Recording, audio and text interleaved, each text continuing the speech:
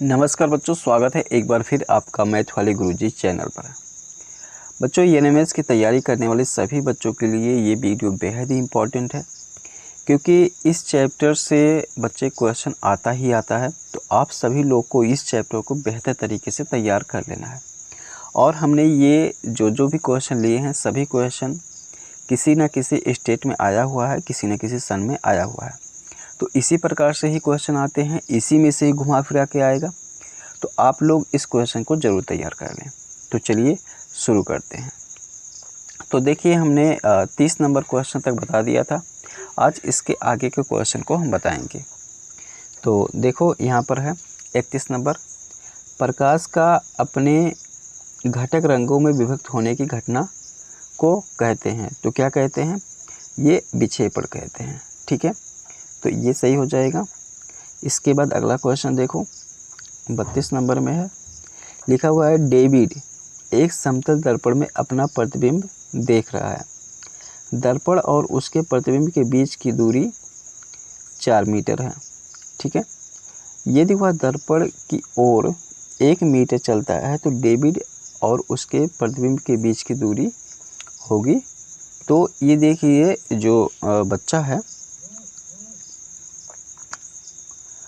दर्पण और प्रतिबिंब के बीच की दूरी पहले कितनी थी? 4 मीटर थी। तो जब जैसे ये है, ठीक है, तो ये दर्पण है, ठीक है, ये दर्पण है, इसके बीच की दूरी 4 मीटर है। ठीक है, तो जब ये 1 मीटर, अच्छा यहाँ से क्योंकि ये दूरी सेम होती है, तो ये दर्पण और प्रतिबिंब के बीच की दूरी ये थी 4 मीटर।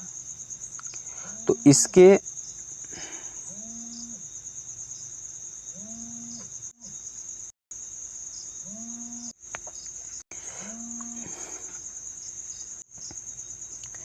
तो देखो, जब बच्चा 1 मीटर इधर बढ़ता है, ठीक है,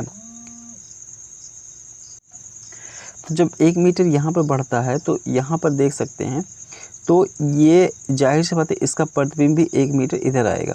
तो इसके बीच की दूरी कितना हो जाएगी? 3 मीटर, और इसके बीच की दूरी हो जाएगी 3 मीटर। तो ये मिला के पूरा कितने मीटर हो जाएगा? 6 मीटर हो जाएगा। तो इस तरीके से जो सही ऑप्शन हो जाएगा वो सी वाला सही ऑप्शन हो जाएगा।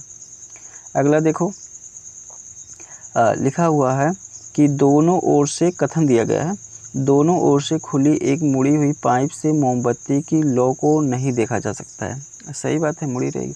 कारण प्रकाश शैडो एक सीधी रेखा में गति करता है।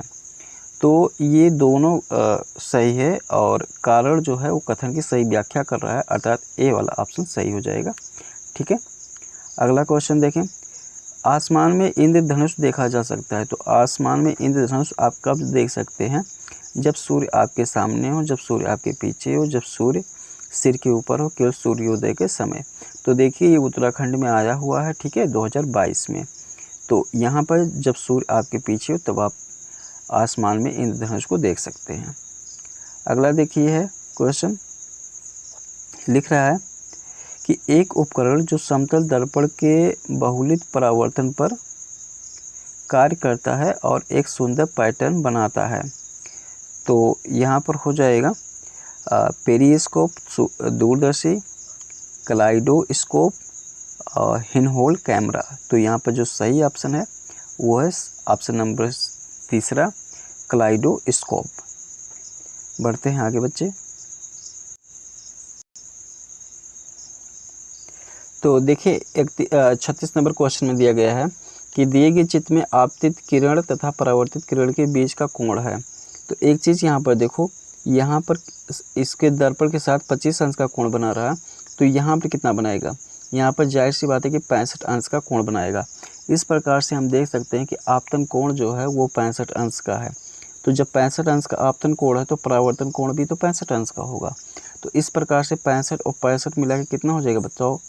130 अंश हो जाएगा ना। तो यहाँ पर जो सही ऑप्शन हो जाएगा वो डी वाला सही ऑप्शन हो जाएगा। अगला देखो, अगला है, एक दुकानदार अपनी दुकान में ऐसा दर्पण लगाना चाहता है जिससे दुकान का सर्वाधिक दृश्य दिख सके, उसे उपयोग करना चाहिए। तो उसे जो उपयोग करना चाहिए वो बच्चों उत्तल दर्पण उपयोग करना चाहिए, ये सही हो जाएगा। 38 नंबर में देखिए, दिए गए चित्र में परावर्तन कोण का मान होगा। तो दिए गए चित्र में परावर्तन कोण का मान ये पूरा 70 है, तो इसका आधा 35 हो जाएगा, अर्थात बी वाला ऑप्शन सही हो जाएगा। ठीक है, अगला देखो, उत्तल लेंस आवर्धक लेंस की भांति कार्य करता है जब वस्तु को लेंस के सामने रखते हैं। तो उत्तल लेंस आवर्धक लेंस का काम करेगा जब वस्तु को प्रकाशिक केंद्र और फोकस के बीच रखा जाता है। तो बी वाला ऑप्शन सही हो जाएगा। ठीक है, अगला देखो, अगला है वे प्रतिबिंब जिन्हें पर्दे पर प्राप्त किया जा सकता है कहलाते हैं। तो वे वास्तविक प्रतिबिंब कहलाते हैं, अर्थात यहाँ पर बी सही हो जाएगा। ठीक है, अगला देखिए, एक आदीप्त ज्वाला दिखाई देती है। तो आदीप्त ज्वाला नीली दिखाई देती है, बी वाला ऑप्शन सही हो जाएगा। 42 नंबर में देखिए, गोलीय दर्पण की फोकस दूरी होती है। तो गोलीय दर्पण की फोकस दूरी वक्रता त्रिज्या की आधी होती है। तो ये ए वाला ऑप्शन सही हो जाएगा। अगला देखें, अगला है कि एक आपतित किरण, इसको थोड़ा ऊपर कर लेता हूँ, एक आपतित किरण दर्पण के साथ 48 अंश का कोण बनाते हुए आपतित होती है। तो उसका परावर्तन कोण होगा। तो इसको समझिए, ये कोई है, यहाँ पर ये आपतित किरण है, इसके साथ ये कितने अंश का कोण बना रही है, 48 अंश का। ठीक है, तो ये कह रहा है कि परावर्तन कोण होगा। तो एक चीज़ यहाँ पर देखो, ये 48 है ना, तो ये 48 और 48 2 50 हो जाएगा। ठीक है, और 50 4, इसका मतलब ये कितने का बन रहा है, 42 का बन रहा है। तो 42 का आपतन कोण है, तो 42 का परावर्तन भी कोण तो होगा। तो अर्थात यहाँ पर 42 सही होगा, अर्थात यहाँ पर सी वाला ऑप्शन सही हो जाएगा। ठीक है, अगला क्वेश्चन देखो, दिया के दादाजी पास की वस्तुएं स्पष्ट नहीं देख सकते थे, तो डॉक्टर ने उनके चश्मे में कौन सा लेंस उपयोग किया होगा।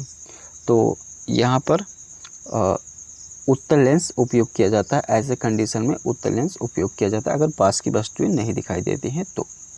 अगला क्वेश्चन देखें, जिस प्रतिबिंब को पर्दे पर प्राप्त ना किया जा सके वह होता है। तो ये मध्य प्रदेश 2018-19 में आया हुआ है, तो उसे हम कहते हैं आभासी कहते हैं। ठीक है, तो ये बी ऑप्शन सही हो जाएगा। अगला देखो, अवतल लेंस में बनने वाला प्रतिबिंब होता है। तो अवतल लेंस में जो बनने वाला प्रतिबिंब वो कभी वास्तविक तो कभी आभासी होता है, अर्थात ए वाला ऑप्शन सही हो जाएगा। ठीक है, अगला क्वेश्चन देखो, प्रकाश की एक किरण एक समतल दर्पण पर आपतित होती है। यह परावर्तित होने पर अपने पुराने पथ से 90 अंश के कोण से विचलित हो जाती है। इसका आपतन कोण है, तो इसका आपतन कोण ये हो जाएगा 45 अंश का हो जाएगा बच्चों, अर्थात बी वाला ऑप्शन सही हो जाएगा। ठीक है, अगला क्वेश्चन देखो, निम्न वर्णित किस रंग के प्रकाश की तरंग दैर्घ्य सबसे कम होती है। तो सबसे कम तरंग दैर्घ्य जिस प्रकाश की होती है वो होती है बैगनी रंग का। ठीक है, तो ये सही हो जाएगा। अगला देखो, नेत्र का वह भाग जो नेत्र को विशिष्ट रंग प्रदान करता है। तो ये परितारिका। ठीक है, ये सी सही हो जाएगा। अगला देखो, मानव नेत्र के पारदर्शी अग्रभाग को कहा जाता है। तो अग्रभाग को यहाँ पर कार्निया कहा जाता है। ठीक है, तो 50 के ए वाला सही हो जाएगा। ठीक, अगला देखिए, चित्र में दर्शाए गए अनुसार दो समतल दर्पणों के बीच का कोण थीटा है। यदि निम्न व्यवस्था में 3 प्रतिबिंब उत्पन्न करे तो थीटा का मूल्य होगा। तो यहाँ पर थीटा का मूल्य जो हो जाएगा वो 90 अंश होगा यहाँ पर बच्चों, अर्थात ये बी ऑप्शन सही हो जाएगा। अगला देखें, अगला है, एक प्रकाश किरण एक समतल तल पर परावर्तित हो एवं परावर्तन कोण 70 अंश हो तो उसे निम्न में से कौन सा प्रतिनिधित्व नहीं करता है। तो देखो यहाँ पर 4 ऑप्शन दिया गया है, एन डैश समतल दर्पण है। तो एक चीज़ यहाँ पर देखो, जो आपतन कोण होता है और परावर्तन कोण होता है वो क्या होता है, दोनों सेम होता है। तो यहाँ पर देखो परावर्तन कोण 70 अंश, तो ये बी वाला ऑप्शन सही है और ये भी सही है, ये भी सही है। ठीक है, क्योंकि ये 20 है तो ये 70 का होगा। लेकिन ये चीज़ें यहाँ पर देखो ये उल्टा हो जा रहा है, तो ये कह रहा है कि कौन प्रतिनिधित्व नहीं करता है, तो ये ए वाला ऑप्शन सही हो जाएगा। ठीक है, तो इस तरीके से यहाँ पर ए वाला ऑप्शन सही रहेगा। आगे देखें, आगे है हमने कौन सा बताया भाई, ये 52 नंबर 53 नंबर होता है। ये आपतित प्रकाश की आवृत्ति 3 × 10⁸ 18 हर्ट्ज है। परावर्तन के बाद प्रकाश की आवृत्ति होगी, तो परावर्तन के बाद जो है आवृत्ति इसकी सेम रहेगी, अर्थात सी वाला ऑप्शन सही हो जाएगा। ठीक है, 54 नंबर में देखो, दिए गए चित्रानुसार आपतित किरण और परावर्तित किरण के मध्य बने कोण का मान होगा।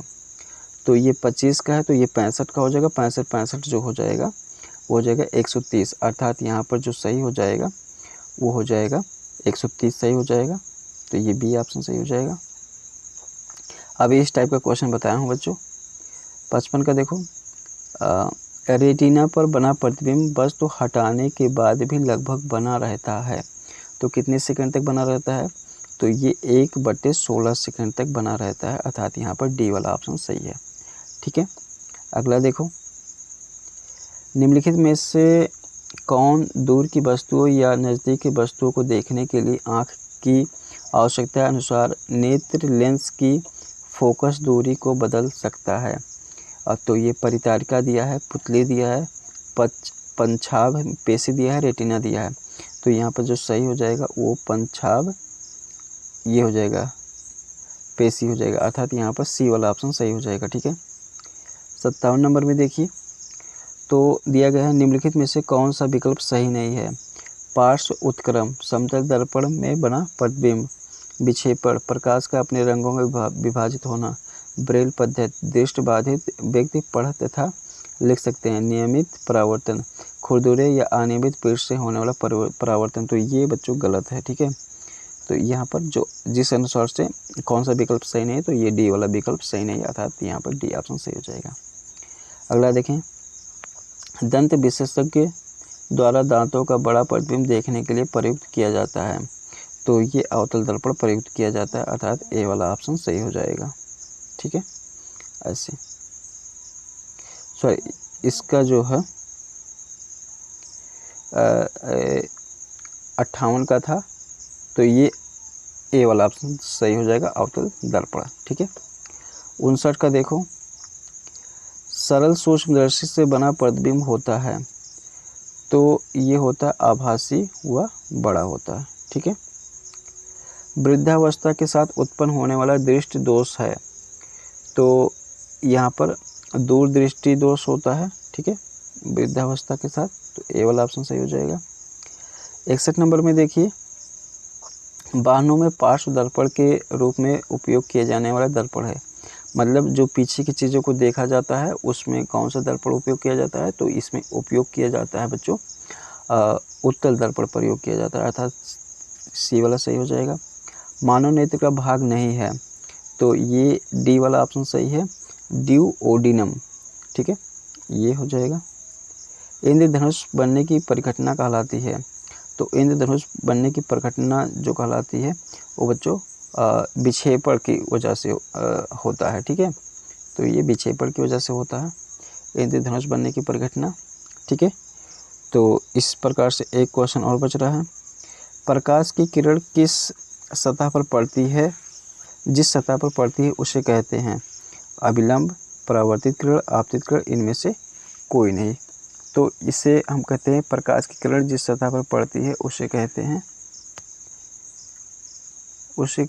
आपतित किरण। प्रकाश की किरण को आपतित किरण कहते हैं। ठीक है, तो ये हो जाएगा सी वाला ऑप्शन सही हो जाएगा। ठीक है, तो उम्मीद करता हूँ कि आप लोग को ये सभी क्वेश्चन आसानी से समझ में आया है, और समझ में आया है तो वीडियो को लाइक और चैनल को सब्सक्राइब करें और ज़रूरतमंद बच्चों तक शेयर भी करें। तो मिलेंगे किसी दूसरे वीडियो में, तब तक के लिए बहुत बहुत धन्यवाद।